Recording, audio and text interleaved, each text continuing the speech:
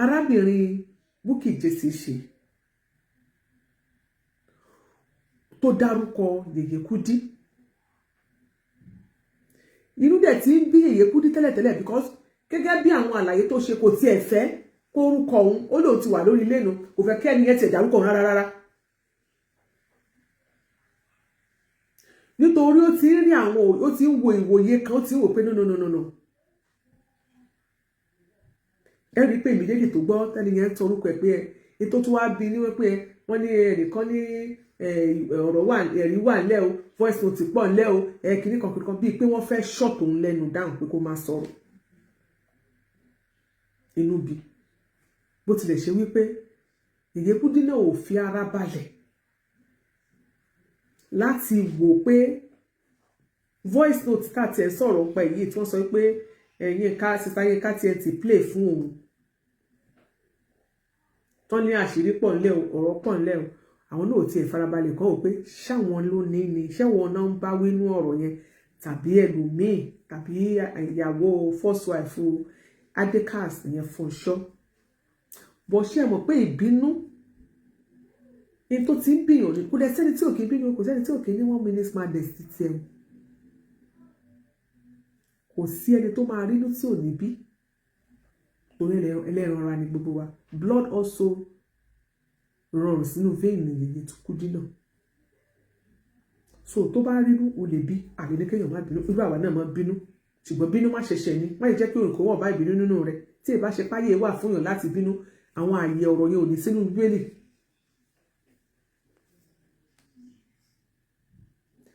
ṣùgbọ́n wọn tá à ń sọ ni wípé orúkọ Yeye Kudi tí wọ́n kọ́kọ́ call out ohun gangan ló fa wàhálà ẹ̀ orí Yeye Kudi ti wà ó wà lórí ọwọ́ ẹ̀ ó ṣe títí ẹ̀ ohun tó wá mú ká wá call out òun ló wá fà á tó fi wá fi ìbínú sọ̀rọ̀ nítorí Yeye Kudi ti wòye pé nínú àlàyé tó ṣe pé ó ti kí ló dé ní gbogbo ìgbà kí ló dé ó ti wá bẹ̀rẹ̀ sí wò bọ̀ pé àbí torí bá a ṣe mọ́ra ni òun kúkú ti ṣàlàyé lórí ìkànnì yìí ní 2017 torí mo take time láti listen sí show Yeye Kudi òun náà wá rò wípé òkè àti wà tipẹ́tipẹ́ àti mọ́ra tẹ́lẹ̀ báwo la ṣe mọ́ra àbí torí pé bá a ṣe mọ́ra àti pé ìwà àti Bukky Jesse ti wà títídẹ́ǹtì ìgbà tó ti wù sí gẹ́gẹ́ bíi pé ó ní wọ́n gbé píkṣọ̀ ọmọ òun pẹ̀lẹ́ nìkan ó dárúkọ ẹ̀ pé wọ́n gbé bóyá wọ́n sọ pé ó lè HIV àbí nǹkan àwọn nǹkan tí ò dá tó gbẹnu tán ó ṣeé ṣe kó jẹ́ pé nígbà ìmọ̀ torí gbogbo wa náà láti ṣe láti kùnà òkú Ọlọ́run ó lè jẹ́gbà tó yẹ ò tí ì yé Bukky Jesse dáadáa tó wáyé pé bẹ́ẹ̀ lóòótọ́ ló wúrú wà yẹn kéèyàn gbé ọmọ ọlọ́mọ kó gbé fọ́tò ọmọ ọlọ́mọ síta kó wá mọ ọkọ HIV sí ó kù díẹ̀ káàtó ṣùgbọ́n àwa fẹ́ ro ẹ̀yin méjèèjì tó lẹ́yìn gangan lọ̀rọ̀ kàn ìyẹn Yeye Kudi àti Bukky Jesse àkọ́kọ́ bí èpè yẹn dákun nítorí tọ́lọ́ bẹ́ẹ̀ bá fẹ́ jáde tẹ́ bá fẹ́ ṣàlàyé ọ̀rọ̀ tó ọ̀tẹ́ ẹ fẹ́ kó yé wa ẹ ní láti máa ṣépè ẹ kọ́kọ́ yọ èpè yẹn kúrò ó kù díẹ̀ káàtó. ìgbà míì máa ń wà téèyàn bá ti ń ṣépè ẹlòmíì ò ní tẹ̀ sọ́kàn máa kúrò lórí ètò yẹn ní sún síwájú jàre á lóun ò láìkì bó bá ṣe ń ṣépè. ẹ̀yin méjèèjì ni màá bẹ̀ kẹ́ fọwọ́ wọ́nú. ìjà kọ́ ìbínú kọ́ ẹ jẹ́ kí Bukky Jesse kó mọ nǹkan tó Yeye Kudi lòun ò fẹ́. ẹ jẹ́ kí Yeye Kudi mọ tí Bukky Jesse ò fẹ́ kó ní àpò wà lórí ọwọ́ ẹ̀ ìjà ò sí bẹ́ẹ̀ kò ní kí ṣe pé bẹ́ẹ̀ bára ń jà bẹ́ẹ̀ hate ara yín kó ní àpò wà lórí lélẹ̀. bí lágbájá bá ń ṣètò má dárúkọ tàmẹ̀dù ṣètò tiẹ̀ má dẹ̀ tó ṣèdí sí ṣètò tiẹ̀ bí tàmẹ̀dù bá ń ṣètò má dárúkọ làkàṣègbè ṣètò tiẹ̀ má dẹ̀ tó ṣe kó ní àpò kó ṣètò tiẹ̀. ló bá tán ìyẹn láàrin àwọn méjèèjì kí wọ́n lọ ní sùúrù gidi gan ẹ sì gbìyànjú kẹ́ dáríjìra yín ohun àtijọ́ ti kọjá lọ ṣùgbọ́n bẹ́yàn bá sọ pé bẹ́yàn bó wọ́n ṣe nǹkan ẹ̀hún rèé kò yí padà ẹ dàpọ̀ ẹja respect opinion ẹ̀ Yeye Kudi níbo yìí fẹ́ ṣe nǹkan rẹ̀ let's just give it to her kò sí jà ń bẹ̀ Sister Bukky bí be on your lane, let Yeye Kudi be on her lane too. Ìjà ò sí ńbẹ̀, ṣàdúrà ń ṣàmì ni kò sí jà ṣọ́ọ̀ṣì. Lẹ́yìn táwọn èèyàn wọ̀nyí tí wọ́n ọ̀rọ̀ gbọ́n mi sí omi ò tó wá wà láàrin wọn, ìtó wá burú jáì tó wá ṣẹlẹ̀. Torí tó ta bá wo nínú ọ̀rọ̀ yẹn, ẹ rí wípé ìgbà tí Yeye Kudi tí wọ́n fẹ́ play voice note ètò tí omi ọláìyá tèmi iṣẹ́ wa mà. Ìgbà tí Yeye Kudi fẹ́ play voice note tí ó sọ wípé Yinka tó yẹ pé Bukky ṣe tó fẹ́ play show Bukky lórí ọ̀rọ̀ tí conversation tó wà láàrin Bukky àti Yinka Tnt. Ìgbà tó play ètò yẹn, Yeye Kudi pẹ̀lú ìbínú ṣé àmọ́ pé ní tínú tí bí tí òfin ẹ̀kan ti ẹ̀dá ń kọ níbẹ̀ yẹn inú ti bí kọjá àyè òun gan farabalẹ̀ gbọ́ ètò yẹn. Àwọn tó wà ní orí show ẹ̀ ló sọ fún pé Yeye Kudi ẹ̀yin kọ́ ni wọ́n ń sọ, fún iṣọ́ ìyàwó Adéòtí ni wọ́n ń sọ. Bẹ́ẹ̀ la dẹ̀ rí ọ̀kan nínú àwọn èèyàn wa tó wà lórí ìkànnì yìí, ọ̀gbẹ́ni DKY, God bless you sir. Ó sáré ṣe àtúnṣe láàrin yẹn kọ́rọ̀ má bàjẹ́ jìnnà. Ó sáré pè wọlé. DKY pè wọlé, ó wá pe àkíyèsí Yeye Kudi pé ẹ má bínú o, bá ní kẹ́ farabalẹ̀ o. Ẹ̀yin kọ́ ni wọ́n ń bá wí. Pé show yẹn òun ti farabalẹ̀ gbọ́, òun ti gbọ́ dáadáa o. Ìyàwó Adéòtí ni wọ́n sọ pé wọ́n ní nǹkan nípa ẹ̀.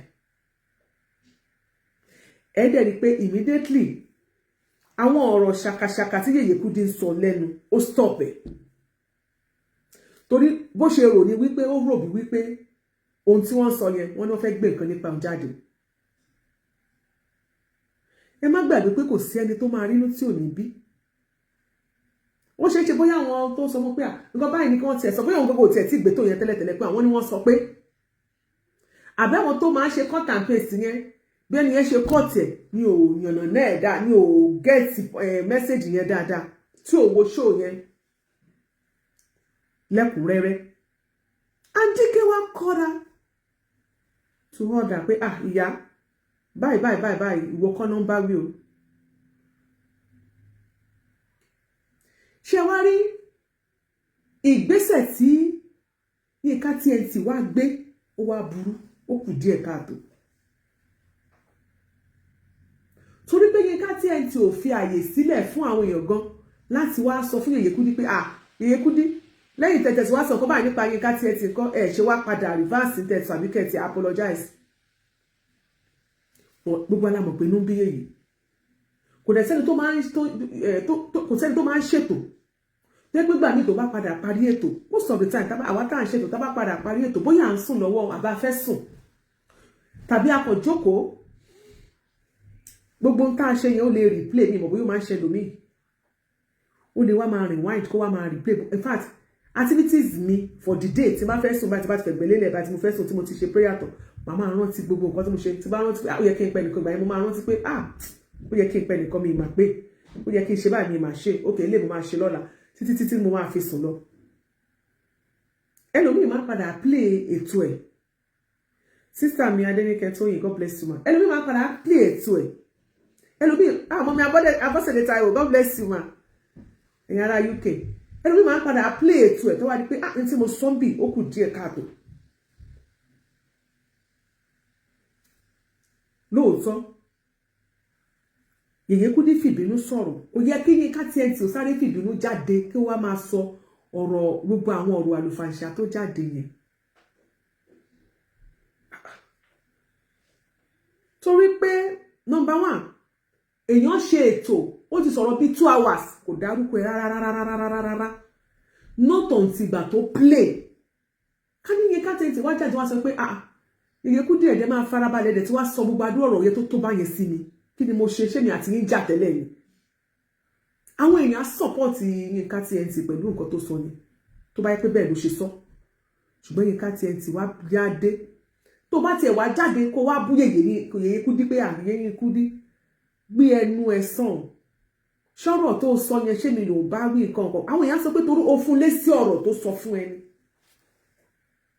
but why her husband ẹ jẹ́ ká máa pọ́nra wa lé o why her husband ó kù díẹ̀ káàtó ọkọ la dé orí obìnrin fẹ́ni tó bá lọ́kọ nílé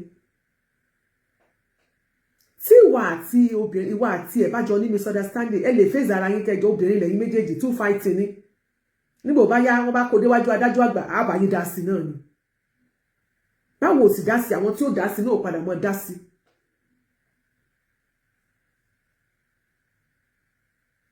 báwo ò sọ nǹkan kan àwọn tí ó sọ ó sọ báwọn àwọn sọ̀rọ̀sọ̀rọ̀ tó àwọn èèyàn speakers wa tó wà lórí ìkànnì bí wọn ò bá sọ wọn àti ẹ̀ sọ bí wọn ò sọ àwọn senior student tí ó sọ tàbí káwọn junior student tí ó sọ àwọn kan ó sọ wọn ò dá sí wọn ó sì padà mú tarán fárán wọn ó padà mú tarán fárán ṣùgbọ́n èmi ò mo kọrọ ojú sí bí Yinka Tnt ti ṣe sáré jáde síta tó jẹ́ wípé ọkọ Yeye Kudi ló wá mú bú òun ló jẹ́ kí n update lánàá pé ẹ jọ̀ọ́ kí ló ṣe ọkọ Yeye Kudi torí mo wá arákùnrin yẹn mo rí pé tó bá ní pé kéèyàn dúró re ọkù yẹn dúró re àti wípé mo fẹ́ kẹ́yìn èèyàn wọ̀nyí pé kò easy láti ṣọkọ obìnrin tá a bá rí ọkọ tó mójú lọ ọjà tó fẹ́ yàwó lẹ́yìn tó fẹ́ yàwó tán tíyàwó yẹn tún ṣàbí ọmọ lọ́ọ̀dẹ̀ ọdún kìíní ọdún kejì ọdún kẹta ọdún kẹta tó fi lé ní 20 ọdún tí wọ́n dẹ̀ ṣe ń káùntì lọ irú ọkọ bẹ́ẹ̀ kọjá lọ́kọ téèyàn ń fi wọlé ìta gbangba irú ọkùnrin bẹ́ẹ̀ ó kọjá ọkùnrin téèyàn ń bú láwùjọ torí kò easy gbogbo àwọn màmá wa àwọn sísà wa àwọn ẹ̀gbọ́n àwọn àbúrò àwọn ẹkẹgbẹ́ wa tó wà nílé ọkọ àwọn náà mọ̀ bí ilé ọkọ ṣe rí gbogbo àwọn ńkù wa àwọn dádì wa àwọn bàbá wa olúborí title ṣe wa gbogbo àwọn bàbá wa àwọn ńkù wa àwọn ẹ̀gbọ́n wa àwọn ẹkẹgbẹ́ wa lọ́kùnrin àwọn àbúrò wa lọ́kùnrin tí wọ́n gbéyàwó sílé àwọn náà wọ́n mọ̀ bó ṣe rí kò rọrùn kéèyàn tó rí ọkùnrin tó máa dúró ti obìnrin tó máa fi lé ní 20 ọdún ọkùnrin alálùbáríkà nírú wọn ọkùnrin tó bá ń tọ́jú ìyàwó tó ń tọ́jú àwọn ọmọ ọkùnrin alálùbáríkà ní o torí ọ̀pọ̀lọpọ̀ àwọn ọkùnrin kan bẹ́ẹ̀ gbòòrò ìyá lọmọ wù ni wọ́n ẹ máa yin àwọn ọkùnrin tó wà tìyàwó ẹ̀ bá jọ wà kí ṣe pé àwọn àtẹnu òní máa jà wọ́n máa yanjú ẹ̀ ni ara gẹ́ iṣẹ́ wà ẹ̀kalẹ̀ wọ́n máa yanjú ẹ̀ ni ọkùnrin alálùbáríkà ní ọkọ Yeye Kudi o ẹ̀rẹ́ àwọn ọmọ wọn bó ṣe dàgbà ní nígbà tí Yeye Kudi ń ṣe birthday ni wọn ò gbéra wọn wá sí ìkànnì tán nípa bá wọn parí ìjà náà no bá a bá ń jà ẹ fèsì tẹ bá máa ń jà ẹ mọ fọkọlẹ̀ tó bá jẹ́ ọkùnrin náà ló bá ń bá ẹnìkan jà ẹ fìyàwó ẹ lẹ̀ kò dá rárá sísá Yinka Tnt tó bá rí èèyàn sọ fún ẹ kò dá orí ìkànnì yìí la wà náà ìwọ gan máa ń give out tú tó o bá sọ lọ́rọ̀ wàá kọ lórin wàá throw shade wàá update ayé òde torí ẹ̀ parẹ́ náà ayé ò torí ẹ̀ parẹ́ àwọn èèyàn mọ̀ orin tó ṣe ń jò ní ìyá àjàrà bùkà kankan bàbá yìí gbogbo èèyàn mẹni tó ń bá wí ìwọ gan mẹni tó ń bá wí náà but ṣé ẹ mọ̀ ẹni tó máa ń give out ẹ jẹ́ kó náà máa rárá gbọ̀rọ̀ sí ayé náà máa sọ pé níjọ́ tó kú ó ṣe fún wa mọ́ra jọ́ táwa náà ṣe fún òun náà sọ̀rọ̀ give and take nílé ayé lórí ìkànnì náà ní ẹnìkan ti sọ̀rọ̀ sí ẹ tó ti jáde lọ́jọ́ kejì kílẹ̀ tó mọ́ ló ti ní kó má bínú ló ti lóò sọ bẹ́ẹ̀ pé kí ní ọ̀rọ̀ rí bẹ́ẹ̀ kíní kan kò rí bẹ́ẹ̀ o sì fẹ́ràn rẹ o kíní kan o orí kan ní náà la wà. So bí inú ṣe wá bí Yeye Kudi yẹ kó mọ̀ pé inú bí Yeye Kudi ló fi bínú sọ̀rọ̀ yẹn. Kílé tí ó ṣe wá jáde kó sọ pé nǹkan tó sọ yẹn bí mi nínú o, ṣùgbọ́n I still love you. Kílé tó sọ bẹ́ẹ̀ fún Yeye Kudi. Ẹ mọ̀ jẹ́ àmọ́ ṣàbòsí. Mi ò pè é lálábòsí o, ṣùgbọ́n ẹ mọ̀ jẹ́ ká máa ṣàbòsí. Ohun tá a bá lè ṣe fún lágbájá, tá a bá lè béèrè, tá a bá tọrọ bá ṣẹlẹ̀ láàrin èmi àti lágbájá tó bá mú ká lè fojú fò fún lágbájá. Kílé tá lè fojú fò fún tẹ̀mẹ̀dù. Tí ẹ bá ṣe pé bí ó ti ní nǹkan nínú tẹ́lẹ̀tẹ́lẹ̀. Àwọn méjèèjì ló ń jà. Èmi expect Sister Yinka Tnt kẹ́ jáde pé desa fa pé bó ṣe sọ̀rọ̀ sí mi ó dùn mí o. Ẹ sọ̀rọ̀ sí Yeye Kudi. Ẹ bú Yeye Kudi tẹ́ bá máa bú. Ẹ bú Yeye Kudi tẹ́ bá máa bú. Ṣùgbọ́n ẹ má ọkọ ẹ̀. Dẹ̀ nínú wí pé ìtara bínú ṣe wá bí wọ gan ìyẹn Yinka Tnt. Àwọn ọ̀rọ̀ tó sọ ó kù díẹ̀ káàtó. Pé Ọlọ́run má jẹ́ kó ríru ọkùnrin bí ọkọ Yeye Kudi. Àwọn ọmọ ẹ̀ náà ò ní rìn pa díẹ̀. Àkọ́kọ́ ọkùnrin tó mójú lọ sọ́jà tó móbìnrin tó fine. Ẹ̀kejì ọkùnrin tó dúró ti obìnrin tó ní kàríà. Lọ́yà níyàwó ẹ̀. Tó jẹ́ pé ó tún ṣàbí ọmọ. Ọlọ́run òkùjọ òkúkọ́ kèé sòkòbó. Ó níṣẹ́ gidi lọ́wọ́. Ó wà òkè. Àwọn gan pẹ̀lú wọ́n tún ní family businesses wọ́n tún ṣe. Ọ̀gá ìyá Búdà. Ọkùnrin tó ṣe tọrọ ọkùnrin ni irú ọkùnrin wo la wá ń gbàdúrà la wá sọ pé a fẹ́ fáwọn ọmọ.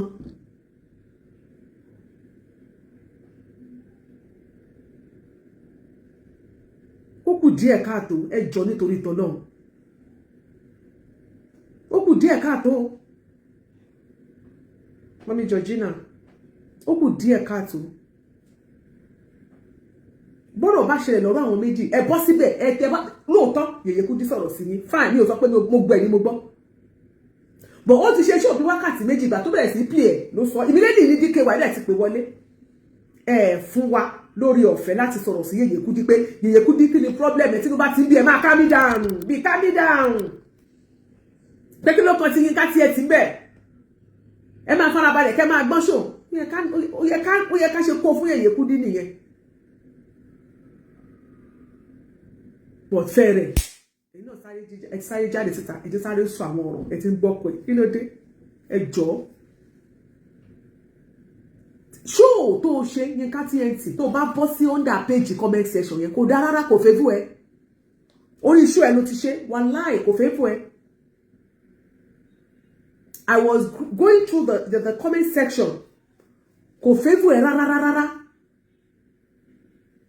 Because rí pé àwọn tó ní làákàyè àwọn ló wà lọ́dà comment section pé no kí ló kan ti máa yóò bá má ti dárúkọ máa yìí.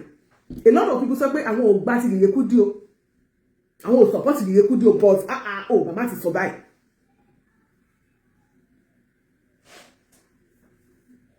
Irú ọkùnrin wo lẹ wá gbàdúrà fáwọn ọmọ yìí irú ọkùnrin wo lẹ yìí gan fẹ́ igi yóò dá ẹ̀yọ́ ná ẹ tún lọ́kàn ọkùnrin ẹ jọ̀ọ́ o Yeye Kudi gan envy ẹ̀ kọ́nà járí envy pẹ́ rí bóun àtọ́kọ ẹ ṣe ń ṣe pẹ̀lú àwọn ọmọ ni wọ́n wà òkè irú ẹ̀ la fẹ́ lórí kan ní a fẹ́ kínú èèyàn máa dùn ní. Ibẹ̀ rí gbà ká rí Priscilla àti ọkọ àfẹ́sọ́nà ẹ̀ bí wọ́n ṣe ń ṣe inú èèyàn gbọ́dọ̀ máa dùn ní tó bá ti rọ́kọ àtìyàwó àwọn àfẹ́sọ́nà méjì tínú wọn dùn ìwọ náà bá wọn dunnú kórìíre kó lè tọ́ sí ẹ. Lórí ọ̀rọ̀ kìtì ẹ̀ ní gbogbo ń ta wá sọ̀rọ̀ lórí ọ̀rọ̀ adékàsì òṣàdékàsì lórí ọ̀rọ̀ ó ṣe fúnṣọ́ lórí ọ̀rọ̀ ó ṣe mẹ́sì nígbà téèyàn bá wá ru ẹrù ẹlẹ́rù tó gbèrú tó wá mú títí ẹ̀ tó fàdánù ẹ jẹ́ kó ní kálukú lè kó lọ ránṣọ ẹ̀ níbi tó ti yà. Ọ́bẹ̀tì tí Yinka Tnt náà ṣe tó wọ́n gan ṣe Yinka Tnt ó kù díẹ̀ káàtó kìíní kan pọ̀ lọ́wọ́ o ó pọ̀ o wàá gbé jáde nígbà tó bá gbé jáde ṣé ilẹ̀ fẹ́ lanu ni. Bídì ni Yèyé Ọ̀túnba èyí táyọ̀ mi kí ló fẹ́ ṣẹlẹ̀ kó dá kìíní kan irú ọ̀rọ̀ yẹn mi ò tiẹ̀ èmi ò personally mi ò láìkẹ́ tọ́rọ̀ bá jáde síta kìíní kan máa ṣe bẹ́ẹ̀ ṣe sọ náà nìyẹn nígbà tí àwọn kérúbù àti sẹ́ráfù àbí tẹ́ wọ́n sọ pé tẹ́ lọ́kọ orin pẹ̀lú aṣọ wọn bẹ́ẹ̀ sọ nìyẹn nígbà táwọn mùsùlùmí tẹ́ ní pé máa gbé jáde àwọn àfà àwọn ẹlẹ́hà ẹ máa gbé jáde. Gbogbo orúkọ báyẹn kò dáa. Tẹ́ bá fẹ́ analyze ẹ analyze. Nǹkan báyìí ni ìyàwó Fúnṣọ́ ṣe ẹ sọ. Kò ní ìdíkẹ́ wọ́n máa sọ pé kíní kan fẹ́ gbé kíní kan jáde. Gbogbo nǹkan báyẹn kò dáa, ó kù díẹ̀ káàtó. Àwọn tọ́rọ̀ ọkọ̀ àdàbí pé bóyá ẹ̀ threat wọn, àwọn tọ́rọ̀ ọkọ̀ àdàbí pé bóyá ẹ̀ short wọn cup ẹ̀ fẹ́ kí wọ́n sọ̀rọ̀. So tẹ́ bá fẹ́ jáde, tẹ́ bá fẹ́ analyze, tẹ́ bá tiẹ̀ ní any vn tẹ́ fẹ́ gbé jáde, ẹ analyze ẹ̀ kẹ́ ẹ play along. Tẹ́ bá mọ̀ pé kò ṣe é gbọ́ jáde, use your discretion. Fine, you keep it to yourself. Tẹ́ kó bá ṣe gbé jáde, ẹ gbé jáde. Wọn náà ayé ò ní parẹ́. A ti máa fi kọ́gbọ́n náà ni. Oníkálùkù máa mú tiẹ̀ dání ni. Wàláì. Kò síbi tá a lọ tá a rọ́kọ̀. Kò síbi téèyàn lọ tí ò rọ́kọ̀. Iwájú lèèyàn dẹ̀ máa balẹ̀. So kò sí tuntun kan lábẹ́ ọ̀run, kò sí tó pọ̀ lókè tìlẹ̀ ògbà. Kíní kan ni mo kàn fẹ́ kẹ́ mọ̀ ní wípé a máa ń sọ wípé ẹni tí Ọlọ́run bá kan ọkọ méjì mọ́, bó délé alákọ̀ọ́kọ́ kò ní dúró yóò délé ẹlẹ́ẹ̀kejì o. Bẹ́ẹ̀ lọ̀rọ̀ ìyàwó fífẹ́. Bọ́lá òun bá ti kọ ìyàwó méjì mẹ́ta mọ́yàn, bó bá ti ń fẹ́ kọ̀ báyìí bí egelera ni yóò débi tó ń lọ. Ṣùgbọ́n àfọwọ́fà wà ń kọ́ tàbí ojú kòkòrò kó gbé èèyàn débẹ̀, another case ni on entirely ni o. But no matter what, lórí ọ̀rọ̀ yìí tá a bá ń dá sí, ẹ jẹ́ ká máa dá sí ní ti dá sí tọ́lọ́run. Most especially àwọn tá a bá jóbìnrin. Torí mo máa ń sọ fún èèyàn pé nígbà ò bá ti ní gbà, mo fi lọ́mọ làkejì rẹ o. Ká tó dọ́mọ ẹyẹ lóró, ẹ jẹ́ ká kọ́ fi òkúta yẹn ká fi dánra wa wò náà. Ẹ já ta rọ́bà, ta ẹsẹ̀ rẹ rọ́bà náà kó tó ta mọ́ ẹyẹ lórí igi. Kò sẹ́ni tó máa ṣe tí ò ní bínú. Kò sẹ́ni tí wọ́n bá fẹ́ ìyàwó lé tó wà ní ọkọ ilé ọkọ tó bá pọ́kọ tó fẹ́ràn àbí tó bá láìkẹ́ tó bá lọ́bọ ọkùnrin yẹn. Nígbà ní kíni fi ń ṣe èèyàn ń kọ́ máa kó jọ. Kíni ń ṣe tẹ́lẹ̀ ọkọ bá ń gẹ dákùn tó yí tọ́lọ́run yìí wọ́n ti ṣe inú ilé kíni rẹ̀ gan pàápàá síkìn ṣèǹjì ni àwọn síkìn style ń ṣe láàrin ìṣẹ́jú kó ti da tọwọ́ rẹ̀ lẹ́ẹ̀ka àti bá ní owó kò sí níbẹ̀ kò sówó ọbẹ̀ kò sí nǹkan kan. Ìnáwó kan òde lágbolé kó bá wa dá sí, kò fowó oúnjẹ ẹlẹ̀ fáwọn ọmọ, kò fọ́mọ nílé, kò fọ́mọ ní lówó iléèwé, kò sí ti ṣe fún wa fúnra wa là ń struggle nílé là ń tọ́jú ọmọ wa, ẹ jẹ́ kó náà wá jókòó kó wá wo orú ayé tá à ń jẹ. Yóò bá dé yóò mọ̀ pé ìyá lọ́wọ́ wù. Tó bá jẹ́ ọkọ báńgẹ́, obìnrin lè ṣe báyẹn. Tó bá jẹ́ ọkọ báńgẹ́, kò ní dùn ẹ́, ó sì ẹ̀ ní sọ̀rọ̀. Ṣùgbọ́n gbogbo ọkùnrin tó bá fẹ́yàwó tí obìnrin bá bínú, kí ọkùnrin àkọ́kọ́ púpọ̀ kí ara ẹ̀ kú oríire. Lẹ́yìn tó bá kí ara ẹ̀ kú oríire pé obìnrin fẹ́ràn mi tọkàntọkàn, bóyá ó ń dẹmọ látọjọ́ ẹ̀ ní mo ṣe lè fún mi, ìwọ náà wàá rò gẹ́gẹ́ bí ọkùnrin robi tẹ́ ẹ ti ń bọ̀. Fa ojú ẹ̀ mọ́ra. Kèé tètè heal up. Ẹ máa fa ojú ẹ̀ mọ́ra. Títí gbogbo ẹ̀ máa fi tán nínú ẹ̀.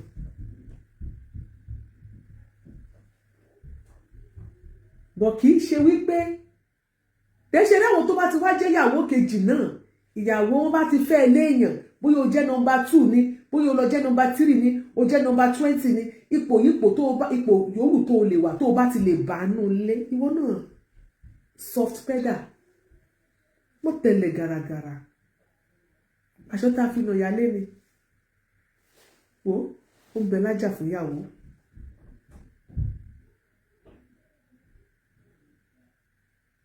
Nǹkan tí wọ́n ń gbé gẹ̀gẹ̀gẹ̀gẹ̀gẹ̀gẹ̀.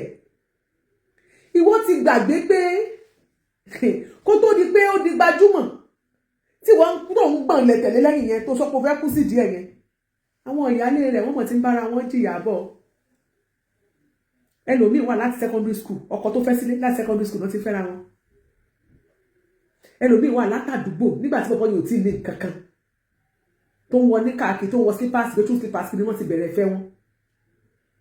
àwọn míì wà wọ́n pàdé polytechnic ni, àwọn míì wà wọ́n pàdé ní university ni, ìmíì wà wọ́n pàdé camp, ìmíì wà nígbà tó pàdé family ìyàwó ló ṣe wedding fún wọn ló gbé tó pọ̀ jù bẹ́ẹ̀.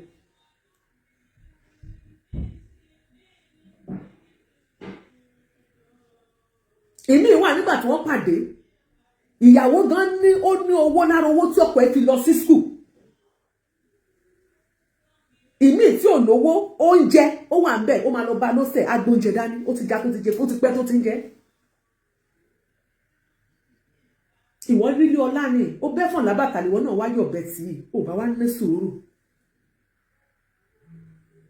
ẹ lè ṣe second wife ẹ lè ṣe third wife ṣùgbọ́n ẹ má ṣe gàràgàrà. Hello. Hello, yàrá jẹ́. Ma, ẹ káalẹ́ ma. Ẹ káalẹ́ o. Yes, ma.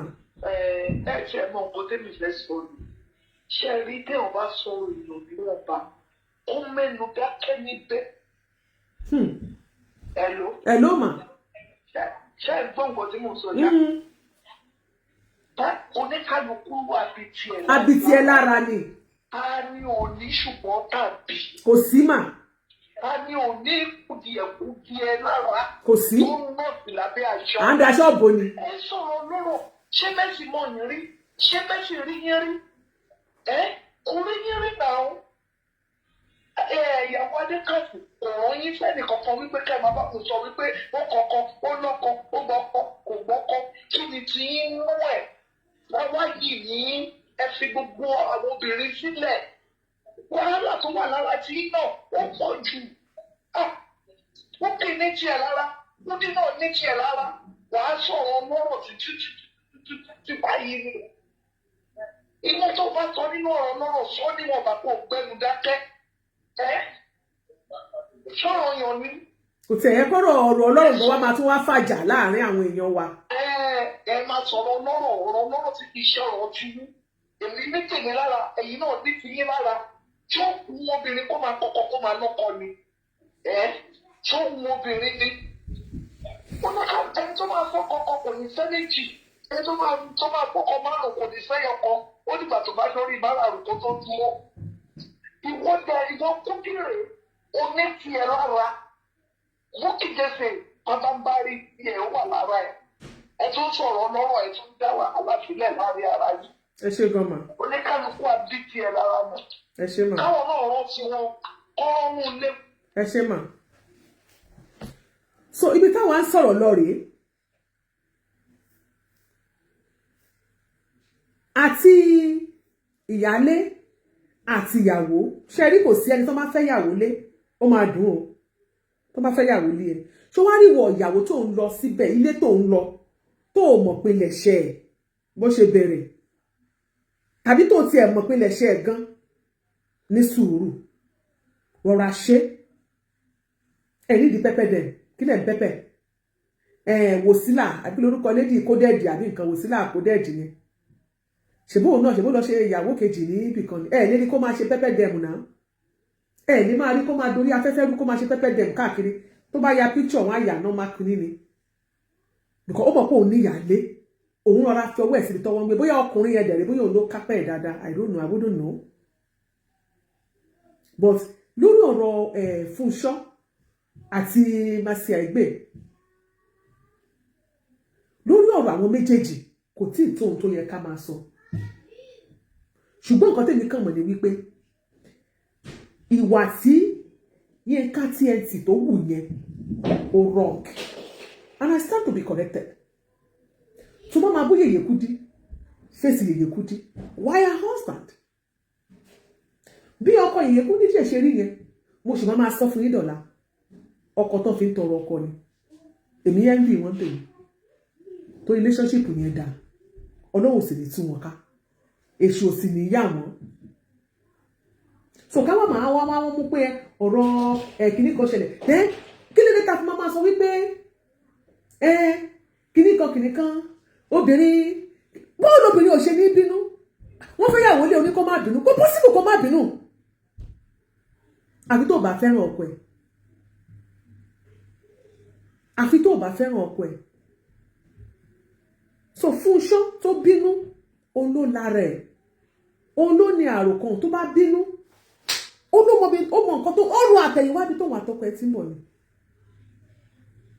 Mercy Aigbe tóun náà sì wá wọ́n ní family friends o àwa náà ṣáà rí fọ́tò àti pé wọ́n ṣe family friends o àṣẹ pé wọ́n jẹ́ family friends o ó yẹ kí Mercy Aigbe náà gbé ọwọ́ ẹ̀ síbi tó yẹ kí ọwọ́ ẹ̀ dúró sí ẹ jẹ́ ká sọ tòótọ́ fúnra wa ẹ má parọ́ 24 years ẹmọ mi Mary Ọlọ́yẹ̀dé 24 marriage 24 years nínú marriage ẹ kí ọkọ Yèyé Kudi ó kú ìrọ̀jú àwọn obìnrin ọkùnrin aládìbàríkà ni wọ́n máa gbà àwọn obìnrin bá ṣe rí àwọn obìnrin tẹ́bá irú Yèyé Kudi yẹn wà láì ká má sì parọ́ ó máa sọ́bọ̀ díẹ̀ nílé ọkọ wọn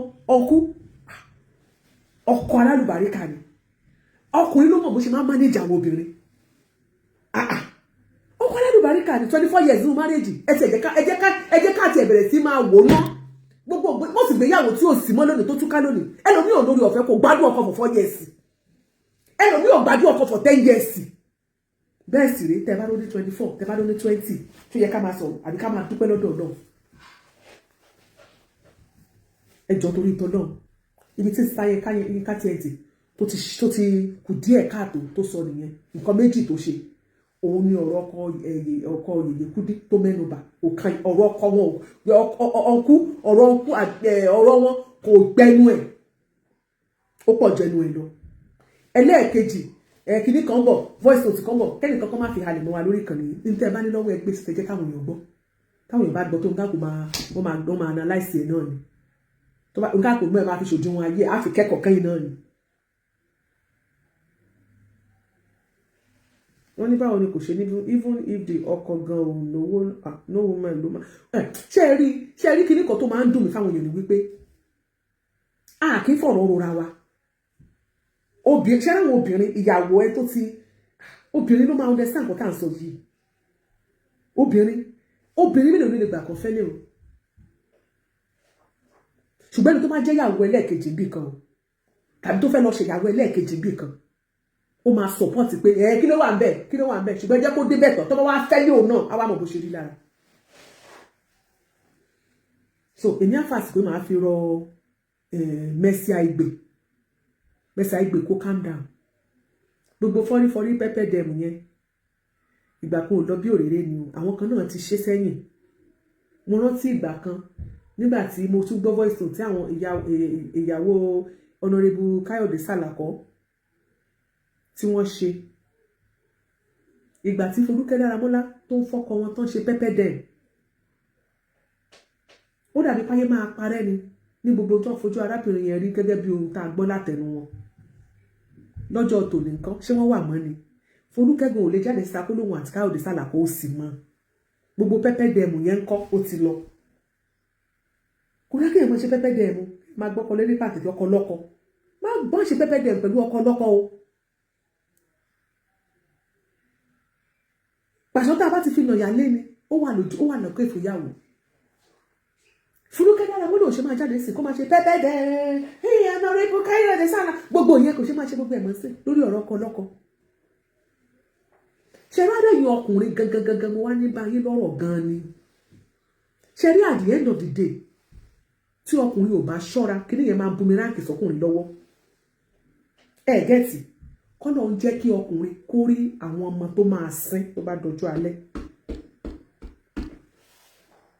lady kan ṣé lórí TikTok ló ti sọ̀rọ̀ bàbá ẹ̀ mo download ẹ̀ mo gbọ́ bí ẹ̀ẹ̀mejì ó sọ ọ̀rọ̀ ìgbésí ayé bàbá bí bàbá ṣe fẹ́ yàwó mi tíyàwó tó fẹ́ tó ṣe lé òun jáde tó lé òun àtẹ̀gbọ́n ẹ̀ jáde ìgbà tí bàbá wọn tó wá bẹ̀rẹ̀ sí sick after so many years tí bàbá sick ìyàwó yẹn wá ránṣẹ́ pé ọmọ pé kó wá wẹ bàbá ẹ̀ sick o ìgbà tó máa fi hospital ìyàwó yẹn ti jápa àwọn ọmọ tí ò tọ́jú tó bá abandon for years àwọn ló wá sanwó hospital àwọn ló tọ́jú bàbá yẹn títí bàbá yẹn padà kú o kọ́lọ̀ ń jẹ́ kí ọjọ́ alẹ́ wa ó dáa ẹ̀yin ọkùnrin ẹ lọ fi ọpọlọ máa ṣe àwa ti rẹ́ni tó fẹ́ yàwó mẹ́ta sínú ilé tó jẹ́ pé gbà tó máa dọjọ́ alẹ́ kò sí yàwó kankan eventually nínú ilé mọ́ wọn ò kú wọn padà lọ lẹ́yọ kankan ni ọkùnrin yẹn ó padà fi ẹpọ̀n ó fi ń gbá geography kẹ́yìn ẹ̀ ṣe dáadáa ó ń fi ẹpọ̀n ó fi ń gbá geography kẹ́yìn ni.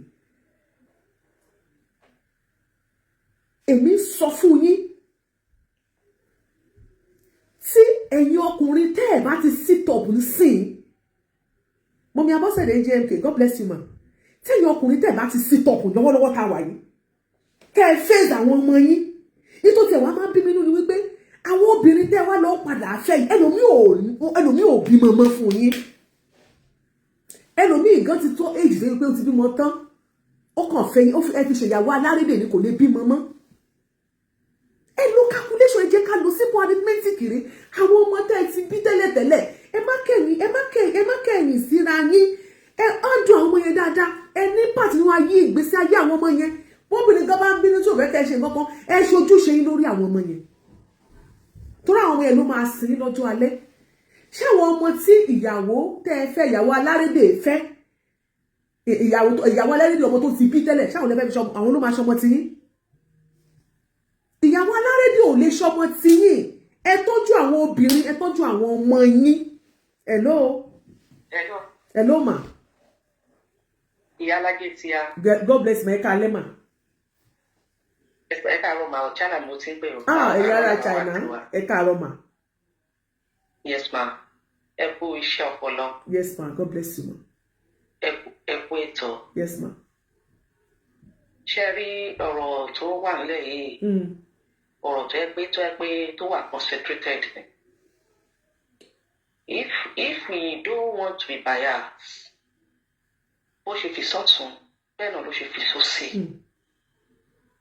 Gbogbo wa as obìnrin tá a bá fẹ́ parọ́ tí a bá fẹ́ ṣèké kò sí obìnrin tí ó lè bọ́kọ jìyà tó lè jọ bẹ̀rẹ̀ láti bẹ̀rẹ̀ from background.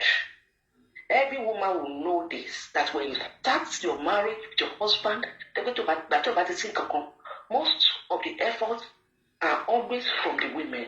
Because the woman will always try all her best. Obìnrin ló máa ń fara gba búlẹ̀tì jù bẹ́ẹ̀ ni. But tó bá wá dìgbà tí ó bá wá sí ìyàtọ̀ tó bá wá dìgbà enjoyment. Kábíyèsí. Wọ́n kọ́ bá lọ mú èèyàn kan wá bóyá just come over and eat. Kò sí obìnrin tí inú ẹ̀ máa dùn àpò obìnrin tí ò bá nífẹ̀ẹ́ ọkọ ẹ̀. Ọ̀ àpò obìnrin tó yẹ pé tí ò bọ́kọ jìyà rárá. But this is obìnrin tó bá cooperate pẹ̀lú ọkọ ńgbà tí ó sí. In fact, you will continue to remember it's always a trauma. You continue to remember how you were treated that day. You will continue to remember your sacrifices. It takes grace of God. It takes grace of God. It takes endurance. It takes perseverance fún obìnrin láti gba ọ̀nà obìnrin mi wọlé. Bẹ́ẹ̀ni. Ẹ jẹ́ ká fi ẹ̀sìn ti àwọn Muslim ẹ jẹ́ ká fi ẹ̀sìn yẹn sílẹ̀ sí apá kan torí pé wọ́n ti ń kọ́ wọn láti bẹ̀rẹ̀ wá láti. Bí wọ́n jẹ́ Muslim gan wọ́n ló ń dùn wọn náà bẹ́ẹ̀ ni bóyá ẹ̀jẹ̀ náà hàn tún bẹ́ẹ̀ ni wọn. Then if it now comes to the side tó bá tó wá lọ́jọ́ ìyàwó tó tó wá máa ń ṣe paparazzi nígbà tó bá ń nà ìyálé rẹ̀ nípa ṣọ́ọ̀ṣì bẹ́ẹ̀ ni because that woman might not have that privilege láti ṣe orúkọ bẹ́ẹ̀ yẹn torí pé kò sí gbà yẹn. Torí pé kò sí gbà yẹn o ò ráyè wọ aṣọ tó wù ẹ́ o ti pé torí pé kò sí gbà yẹn ọkọ ò ráyè gbé ẹ jáde bó ṣe fẹ́. Nígbà míì gan tó bá fẹ́ tó ń ṣe wà tó wà wò pé tábà náwó tó tẹ́lẹ̀ yìí kí la máa fi ṣe gbá let me manage with him. Rárá ẹ má jà lọ síbẹ̀ yẹn má jẹ́ náwó tó tó lé yìí jẹ́ ká fowó lè ká fi dín yẹn. Then when somebody now come and begin to flirt date you feel pained. Even sometimes wọ́n lè má jẹ́ ọkọ kan ló náwó yẹn kó jẹ́ ìyàwó tó ń gbé wa ló ná owó yẹn. See that woman outside and feel that this man did not give me that time when we were together like the way he was giving the time to that obìnrin. Bẹ́ẹ̀ni wọn ò ní fún attention bẹ́ẹ̀ni. Ìyàwó lẹ́kọ̀ọ́ lè mọ̀ wípé lóòótọ́ ó ń ṣe ọkọ mi ló náwó tó tó lé ọkọ mi ò lówó tó tó lé but what about the time? So sometimes the fault comes from the husband.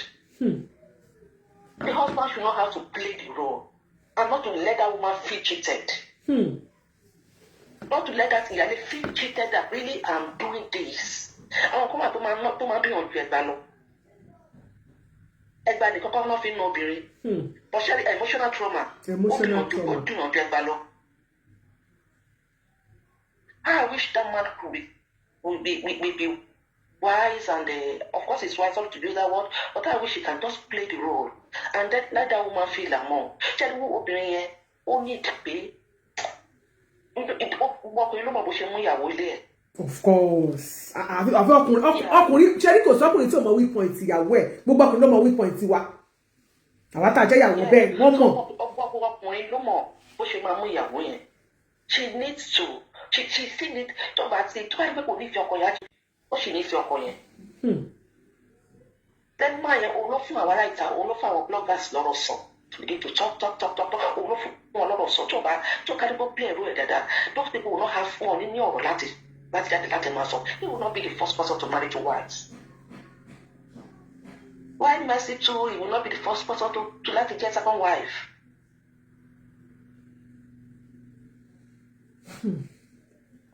Kò tiẹ̀ sí big deal bẹ́ẹ̀ kọ́kàn play game yẹn dáadáa ni. Kò sí big deal hello. Kò sí big deal nínú nǹkan tó ṣẹlẹ̀ kí wọ́n play game yẹn dáadáa ni. Ẹ̀yin ọkùnrin tẹ́ ń gbọ́ mi kì í ṣe Alhaji Adeoti nìkan lọ̀rọ̀ kàn. Mọ́mí Abúkáká case God bless you ma. Kì í ṣe gbogbo ẹ̀yin ọkùnrin là ń bá wí. Kì í ṣe Adeoti nìkan lọ̀rọ̀ kàn. Kì í ṣe fún tó ṣe fún ṣọ́ ìyàwó ẹ̀ nìkan kọ́ lọ̀rọ̀ kàn. Kì í ṣe Mercy Aigbe nìkan kọ́ lọ̀rọ̀ kàn. Ẹ jẹ́ ká gbogbo wa ká fi ṣòdiwọ̀n ayé wa. Ẹ̀yin ọkùnrin ẹ ṣe ohun tó máa jẹ́ wípé ọjọ́ alẹ́ yín ẹ ò ní kábàámọ̀. Ṣé rí mo fẹ́ kẹ́ mọ̀ wípé ìwà tí ọkùnrin míì wù sí ìyàwó ẹ̀ sí ìyá àwọn ọmọ ẹ̀ òun ló mú ìkorò àti ìbànújẹ́ wọnú ìdílé yẹn sídìsí. Òun ni ò jẹ́ kí ìrẹ́pọ̀ wà ọmọ tó ti máa ń jẹ́ pé dádì kó wá imagine pé tó ń bá pe dádì òun ìṣe kò yẹ pé mọ́mí òun àti àwọn as in one family ó ti pé another mommy ti wà ọkùnrin máa sọ pé your step mom àbí ask of her ìyá ẹ̀ náà ni olùkọ́lá mọ́mí gbogbo àwọn kìnìyàn máa ń jẹ́ kí ọmọ mi wà kí ṣe gbogbo ìjà ìbóyá ẹ bá sọ pé bá yẹ ìṣòro gun àmì but nítorí ìwà tí bàbá ẹ̀wù tó rí tí bàbá ẹ̀wù sí ìyá ẹ̀ wọ́n yìí ṣọmọ kékeré mọ́ wọ́n lè torí ẹ̀ ètì bàbá wọn for life tó dẹ̀ sí nǹkan tọkùnrin lè ṣe sí. tó jẹ́ pé tọkùnrin ò dẹ̀wò bọ́jọ́ ọ̀la ṣe máa rí. àti ráwọn ọkùnrin nígbà tí wọ́n wà ní Ṣàngó Òde tẹ́ pé wọ́n gbìyànjú tí wọ́n ní owó tí wọ́n ní ọlá ṣùgbọ́n ọjọ́ alẹ́ ń kọ́ ẹlòmíì ti ní stroke ẹlòmíì owó tó ní gan kò ní mọ́ ẹlòmíì àlàáfíà rẹ̀ ti di fíafíà tó wá nídìí ìtọ́jú tó nídìí ìfẹ́ tó fẹ́ káwọn èèyàn fìfẹ́ hàn sí bí àwọn ọmọ kó pé àpé dáàdì níṣẹ́ wà ẹlòmíì wà ìyàwó kejì tó gbé wọnú ilé òun ló padà sọkùnrin ẹdun arinlẹ̀ àgbà fẹ́fẹ́fẹ́ báyìí ó dẹ̀ máa japa.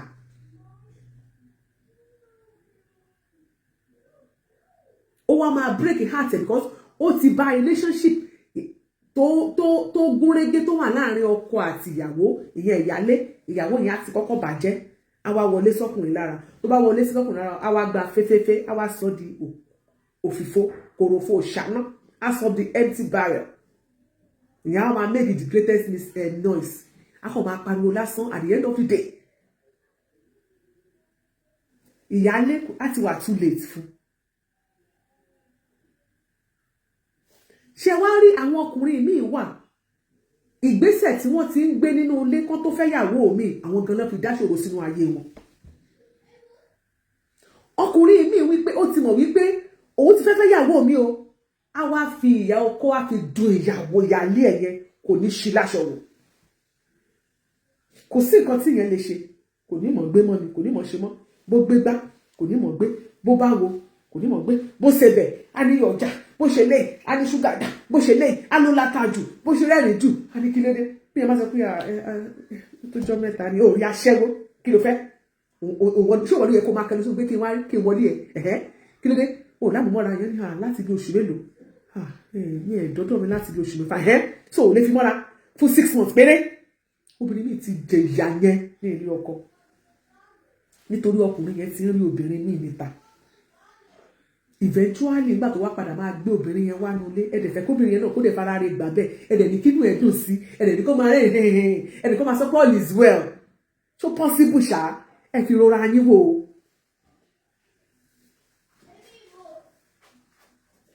ẹ fi rora yín wò ó. ìyàwó tọkọ ò ti ṣe dáadáa sí mọ́ nínú ilé nítorí ó fẹ́ gbéyàn wá nulẹ̀ tí ìyẹn gan ti wà nínú òkòrò nínú ìbànújẹ́ táyé ayọ̀ tó ti wọ depression gan táyé ti sún pé kí ni mo ṣe.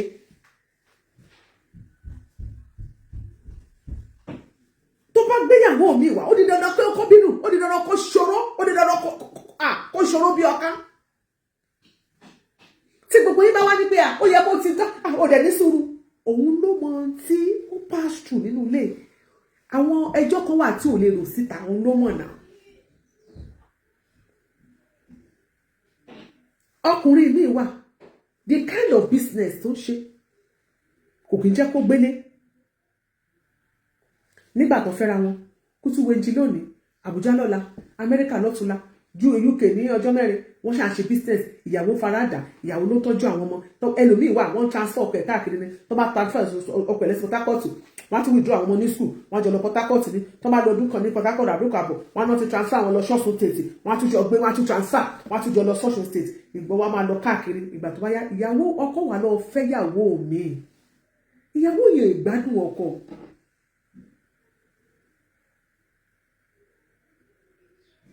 ẹ wá ní kọ́bùrì obìnrin yẹn kó má rárò kàn kó má bínú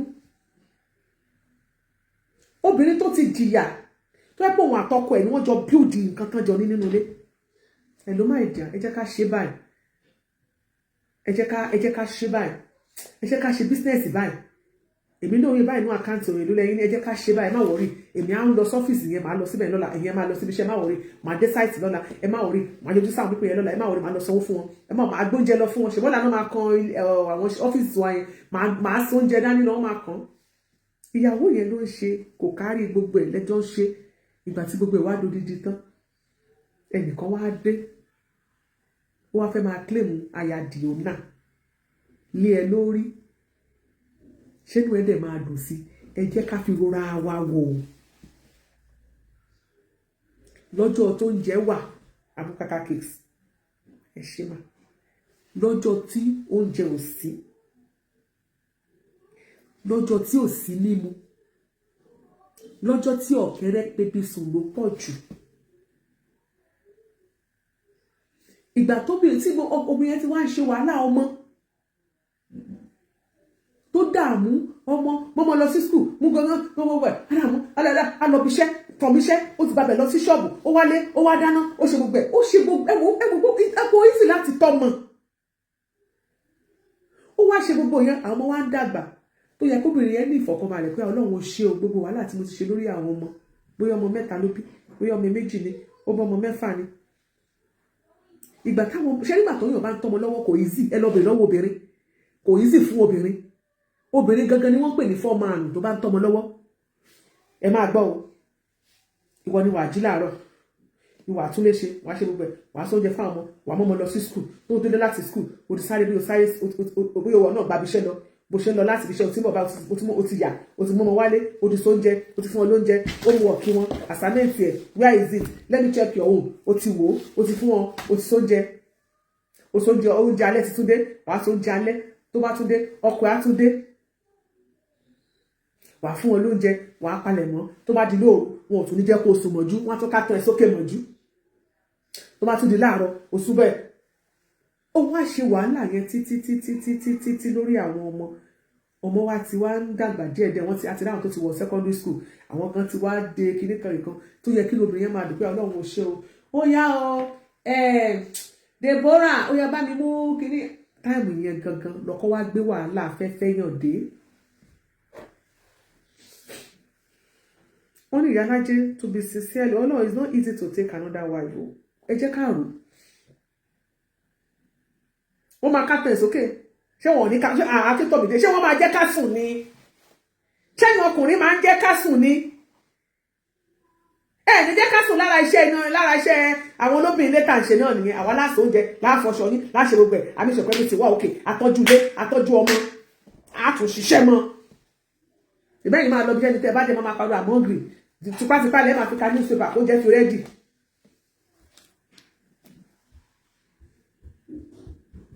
tipátipá lẹ́ẹ̀ máa fi ka newspaper kó jẹ́ fi rẹ́dì.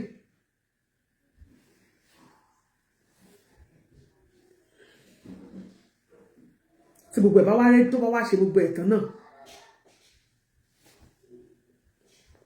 ṣé tàbí ló yẹ kẹ́ sáré fẹ́yàwó mo sọ fún yín ni o.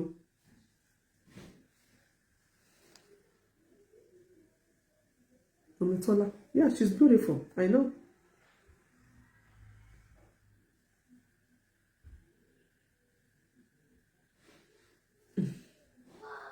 Kò easy.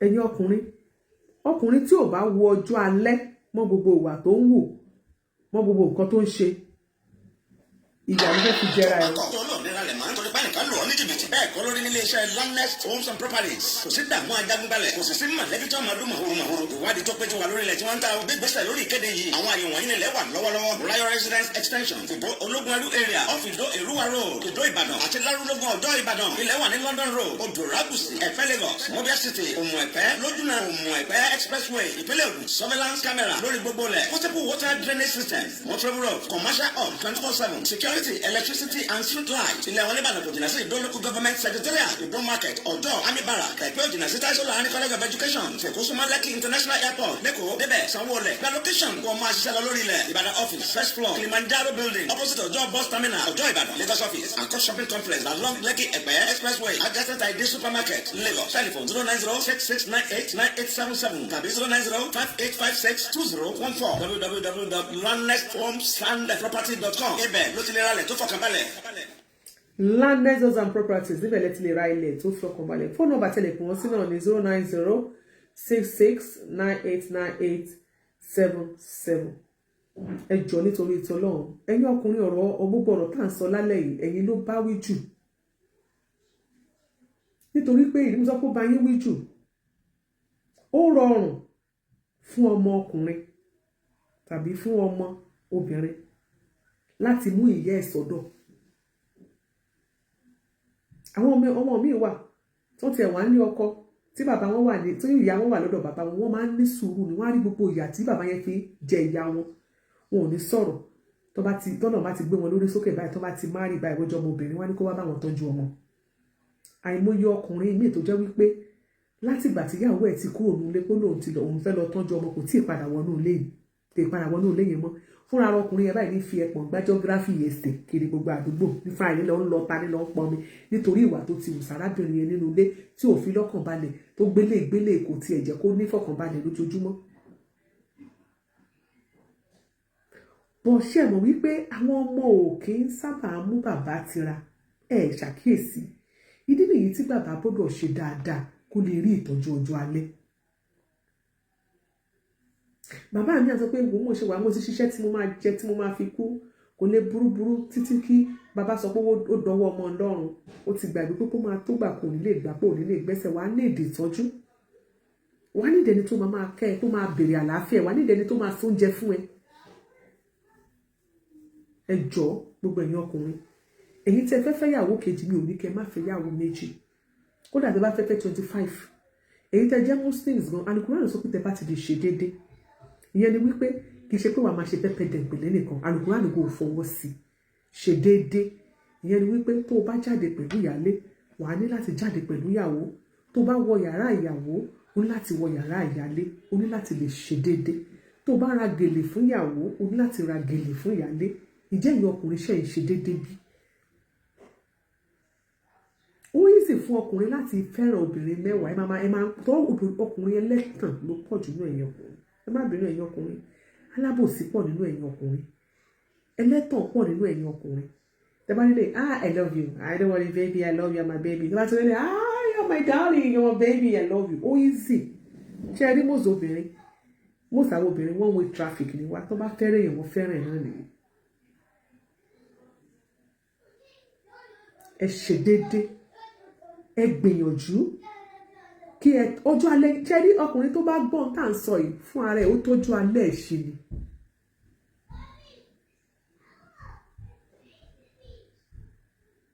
ṣebí nígbà tí Honorable Salako tí wọ́n lọ gbé Folúkẹ́ Dáramọ́lá àwọn tó ta àwọn tó ṣẹlẹ̀ láàrin wọn wọ́n fi Folúkẹ́ Dáramọ́lá sílẹ̀ wọ́n ti tún gbé lómi lè Folúkẹ́ ò ṣe wá dúró tó ẹ kó bá rọrùn lọ́jọ́ kìíní àná tó ń ṣe pẹ́pẹ́ dẹ̀ fún ìyáálé tiẹ̀ ìgbà tó wá gbéyàwó mi lè kílé tí ò lè dúró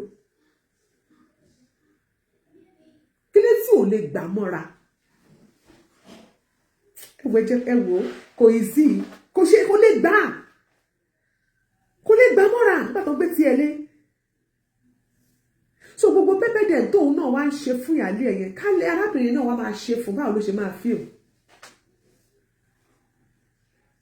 wọ́n ní kò sówó mọ́ ni ok kò sówó mọ́ ló fi jápa ẹni ẹlẹ́ni aláwọn obìnrin kan wà sẹ́yìn mo ti sọ something like that lẹ́ẹ̀kan ṣé láwọn obìnrin kan wà wọ́n máa ń gbálé wọ́n gbá ta ọkùnrin ni wọ́n á sọ ọkùnrin ẹ̀ jẹ́ empty paper wọ́n dẹ̀ filẹ̀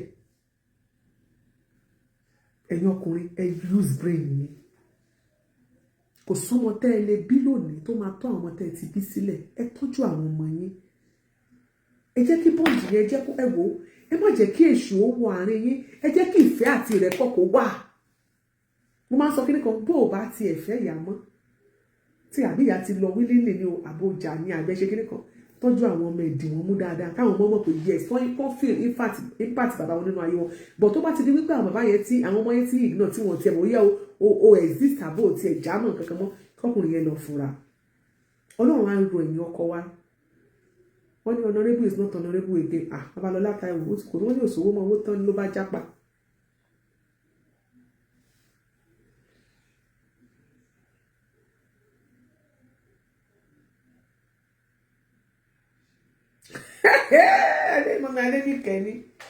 When if the men refuse to listen to all this advice, leave them. Agbala Gabriel is waiting for them lọ́jọ́ alẹ́. Kọ́lé fún yàn mọ́ o. Lẹ́yìn tí bàbá súwèé sóyè bèbè wọ́n ti ń bá a mọ́ o. Kò sí yẹn mọ́ o. Kóníkàkùn lọ tún ọjọ́ alẹ́ ẹ̀ ṣe. Mọ́mí Adébùkọ́lá Gbádébọ̀, God bless you ma. Kóníkàkùn lọ tún ọjọ́ alẹ́ ẹ̀ ṣe. Ẹ̀yin ọkùnrin mo bẹ̀ yín nítorí ìtọ́lọ́run mo fi bẹ̀ yín ẹ jọ̀ọ́. Èmi ò tí àpébí ò sọ pé kẹ́ mọ́ fẹ́ yàwó tẹ́ bá fẹ́ yàwó sí. Èmi ò ní kẹ́ mọ́ fẹ́ ẹ̀ bá fẹ́ 10 ẹ̀ bá fẹ́ 25 ẹ̀ bá fẹ́ 50 ṣùgbọ́n ìyálé yín ẹ̀ dìmú dáadáa.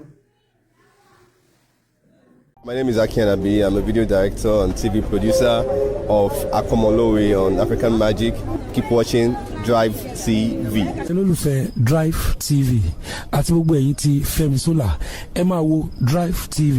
Keep watching Drivetv. My name is Wole Agba. Taking this time out to tell you all that you keep watching Drivetv. What drive ẹ̀wọ̀ ní ògo ẹ̀? What drive ẹ̀wọ̀ fulfilment? What drive ẹ̀wọ̀ bí tó o bá lọ? Ó ní iṣẹ́ rìn. Ibi ni kò máa wò Drivetv. Thank you. Chloe. Drivetv. Driving you around the world.